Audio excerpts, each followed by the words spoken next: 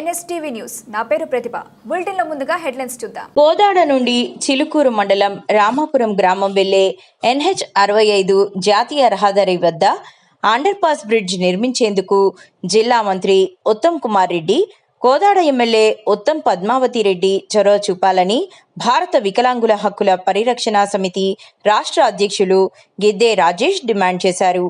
ఈ కార్యక్రమంలో చిలుకూరు మండలంలోని రామాపురం గ్రామానికి చెందిన పలువురు మాజీ ప్రజాప్రతినిధులు, పలు రాజకీయ పార్టీల ప్రతినిధులు మరియు గ్రామ ప్రజలు, ఆయా గ్రామాల పెద్దలు తదితరులు పాల్గొన్నారు.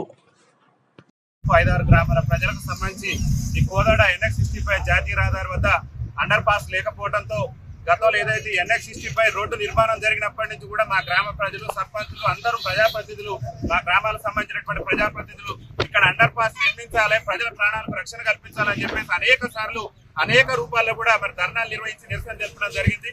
గౌరవ కేంద్ర మంత్రివర్యులు, కేంద్ర రోడ్డు రవాణా శాఖ మంత్రివర్యులు, రాష్ట్ర రోడ్డు రవాణా శాఖ మంత్రివర్యులు, ముఖ్యంగా ఈ ప్రాంతానికి సంబంధించి ఈ ప్రాంత ప్రజల యొక్క ఆశీర్వాదంతో మన రాష్ట్ర కేబినెట్ లో కూడా మంత్రిగా ఉన్నటువంటి రాష్ట్ర పౌర సరఫరాల, భారీ నీటిపారుదల శాఖ మంత్రివర్యులైనటువంటి ఉత్తమ్ కుమార్ రెడ్డి గారు, గౌరవ ఈ నియోజకవర్గ శాసనసభ్యురాలైనటువంటి పద్మావతి రెడ్డి గారు ఇక్కడ ప్రజల ప్రాణాలు మరి అరచేతుల్లో పెట్టుకొని ప్రయాణం చేయాల్సి వస్తుంది. మా రామాపురం గ్రామానికి సంబంధించి వేలాది మంది విద్యార్థులు చదువుకునేటటువంటి ఒక ఇంజనీరింగ్ కళాశాల కూడా మా గ్రామాల్లో ఉంది.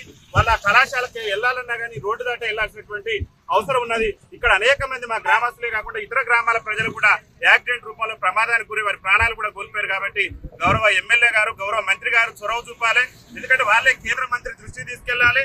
అదేవిధంగా ఈ రాష్ట్ర మంత్రిగా ఎవరైతే రవాణా శాఖ మంత్రి, రోడ్డు రవాణా మంత్రిగా ఉన్నటువంటి కోమటిరెడ్డి వెంకరెడ్డి గారు కూడా మరి యొక్క బైపాస్ ప్రాణాలు కాపాడాలని చెప్పేసి అనేక ప్రాంతాల్లో కూడా అండర్ పాస్ నిర్మాణం కోసం వారు కృషి చేస్తున్నారు. వారి కృషిని మేము అభినందిస్తున్నాం.